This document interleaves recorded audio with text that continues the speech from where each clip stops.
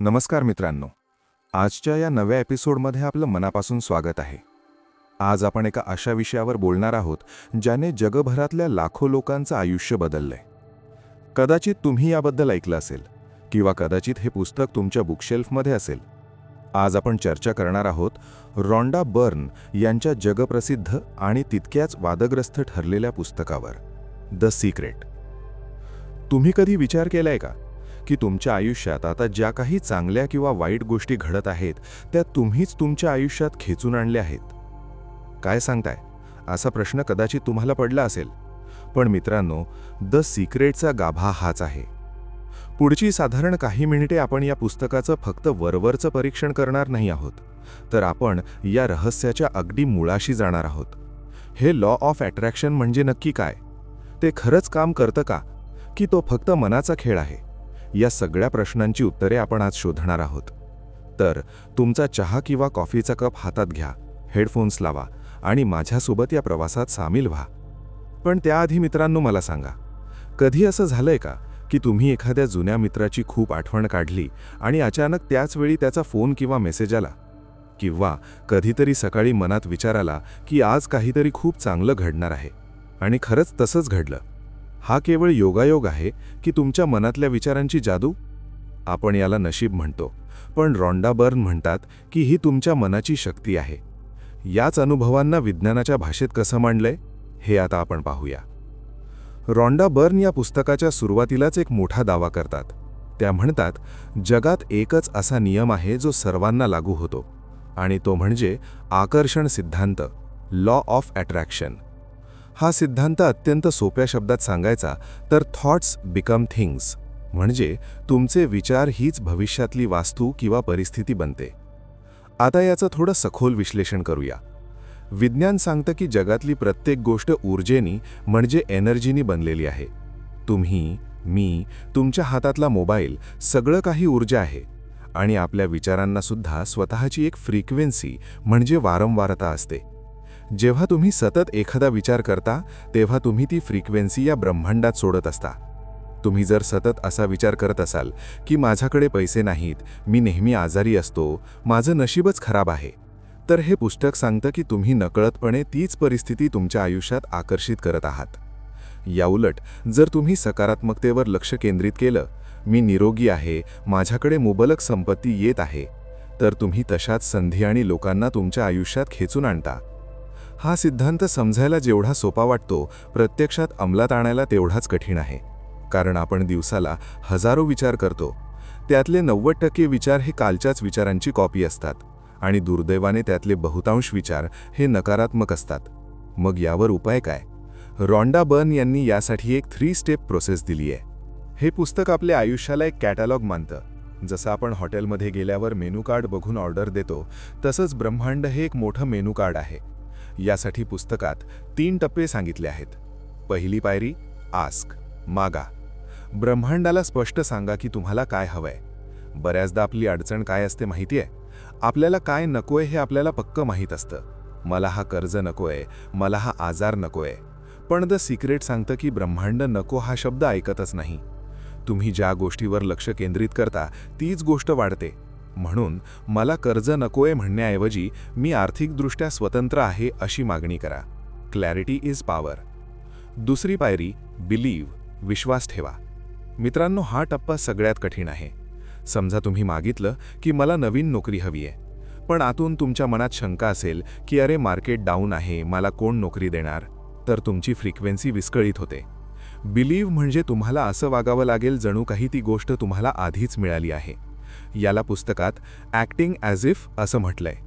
जेव्हा तुम्ही ती गोष्ट मिळाल्याचा आनंद आत्ता याच क्षणी अनुभवता, तेव्हा तुम्ही ब्रह्मांडाला एक अतिशय स्ट्रॉंग सिग्नल पाठवता. हा अंधश्रद्धेचा भाग नाहीये, तर हे तुमचं सबकॉन्शियस माइंड प्रोग्राम करण्याचं तंत्र आहे. तिसरी पायरी, रिसीव्ह, स्वीकारा. ही पायरी पूर्णपणे तुमच्या भावनांशी जोडलेली आहे. तुम्हाला चांगलं वाटणं, फीलिंग गुड गरजेचं आहे. जर तुम्ही नैराश्यात असाल, चिडलेले असाल, तर तुम्ही चांगल्या गोष्टी रिसीव्ह करूच शकत नाही. तुमचा रेडिओ सॅड FM वर लागलेला असताना तुम्हाला त्यावर आनंदाची गाणी कशी ऐकू येतील? त्यासाठी तुम्हाला जॉय FM वर ट्यून करावं लागेल.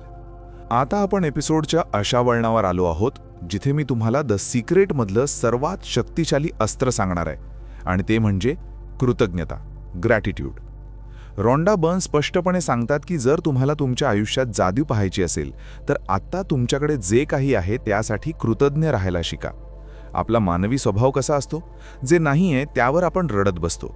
पण आज सकाळी तुम्ही सुखरूप उठलात, तुम्हाला 2 वेळचं जेवण मिळत आहे, तुमचे हातपाय धडधाकट आहेत, यावर आपण कधीच आभार मानत नाही. पुस्तकात एक खूप सुंदर वाक्य आहे, gratitude is the great multiplier.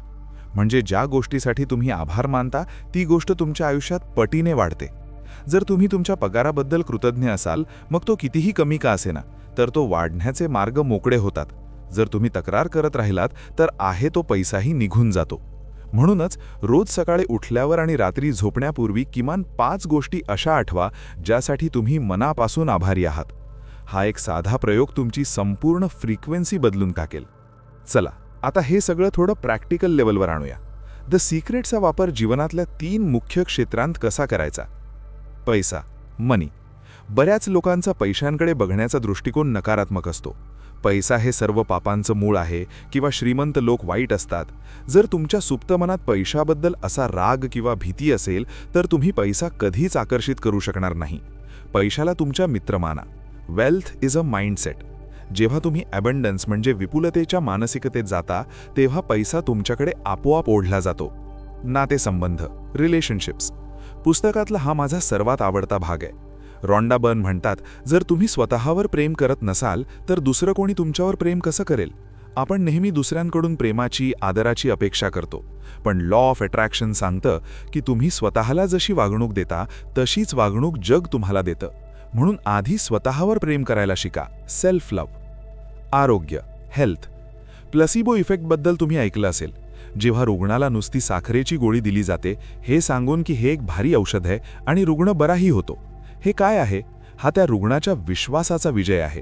आपले विचार आपल्या शरीरातल्या प्रत्येक पेशीवर, सेलवर परिणाम करतात. जर तुम्ही आजारावर फोकस केलात तर आजार वाढेल. जर तुम्ही हीलिंग किंवा आरोग्यावर फोकस केलात तर शरीर स्वतःला दुरुस्त करायला सुरुवात करतं. तर मित्रांनो, आत्तापर्यंत आपण पुस्तकातल्या सगळ्यात चांगल्या गोष्टी बघितल्या. पण मी सुरुवातीलाच म्हणालो होतो की हे सखोल विश्लेषण आहे. त्यामुळे एका अत्यंत महत्त्वाच्या मुद्द्यावर बोलणं गरजेचं आहे. द सिक्रेट या पुस्तकावर जगभरातून खूप टीकाही झाली आहे. सर्वात मोठी टीका ही आहे की हे पुस्तक माणसाला आळशी बनवतं. लोक विचार करतात की मी फक्त सोफ्यावर बसून डोळे मिटून विचार करेन की माझ्या दारात मर्सिडीज उभी आहे आणि ती येईल. मित्रांनो, असं होत नसतं आणि इथेच बऱ्याच लोकांचा गैरसमज होतो. आकर्षण सिद्धांतात ॲक्शन हा शब्द लपलेला आहे. नुसते विचार करून काहीही होणार नाही. तुम्हाला इन्स्पायर्ड ॲक्शन म्हणजे प्रेरित कृती करावीच लागेल. जेव्हा तुम्ही एखादं ध्येय ठरवता आणि त्यावर विश्वास ठेवता तेव्हा ब्रह्मांड तुम्हाला संधी देतं, आयत्या गोष्टी ताटात वाढून देत नाही. तुम्हाला एखादी कल्पना सुचेल, तुम्हाला एखादा योग्य व्यक्ती भेटेल, पण त्या संधीचं सोनं करण्यासाठी तुम्हाला घराबाहेर पडून घाम गाळावाच लागेल. द सिक्रेट तुम्हाला रस्ता दाखवेल, पण चालावं तुम्हालाच लागेल. दुसरी गोष्ट म्हणजे टॉक्सिक पॉझिटिव्हिटी. काही लोक इतके घाबरतात की मनात एखादा वाईट विचार आला तरी त्यांना वाटतं आता सगळं संपलं. तसं नाहीये. आपण माणसं आहोत. दुःख, राग येणं स्वाभाविक आहे. त्या भावनांना दाबून ठेवू नका. त्या अनुभवा, पण तिथेच अडकून राहू नका. परत सकारात्मक ट्रॅकवर या. तर मित्रांनो, आपण काही मिनिटांच्या या प्रवासाच्या अंतिम टप्प्यात आलो आहोत. द सिक्रेट हे पुस्तक काही जादूटोणा नाहीये. हे एक मानसशास्त्र आहे. तुमचं मन कसं काम करतं आणि ते तुमच्या सभोवतालची परिस्थिती कशी निर्माण करतं याचं हे एक सुंदर मॅन्युअल आहे. या एपिसोडमधून जर तुम्हाला एकच गोष्ट सोबत घेऊन जायची असेल तर ती ही घ्या की तुमच्या विचारांमध्ये प्रचंड ताकद आहे. आजपासून, आत्तापासून तुमच्या विचारांचे सिक्रेट एजंट बना. बघा तुमच्या मनात काय विचार चालू आहेत. जेव्हा तुम्ही तुमचे विचार बदलाल तेव्हा तुमचं जग बदलेल. कृतज्ञ राहायला शिका आणि लक्षात ठेवा, तुम्हीच तुमच्या आयुष्याचे शिल्पकार आहात. तुम्ही द सिक्रेट वाचलंय का? जर तुम्ही हे पुस्तक अजून वाचलं नसेल तर याची लिंक मी खाली डिस्क्रिप्शनमध्ये दिली आहे आणि कॉमेंट सेक्शनमध्येही पिन केली आहे. त्यावर क्लिक करून तुम्ही हे पुस्तक घरपोच मागवू शकता. तुम्हाला आजचा हा एपिसोड कसा वाटला? तुमचे काही अनुभव असतील तर कॉमेंट्समध्ये मला नक्की कळवा. पुढच्या वेळी अशाच एका नव्या पुस्तकासह, नव्या विचारांसह पुन्हा भेटूया. तोपर्यंत स्वतःची काळजी घ्या, सकारात्मक विचार करत रहा आणि नेहमी आनंदी रहा. धन्यवाद.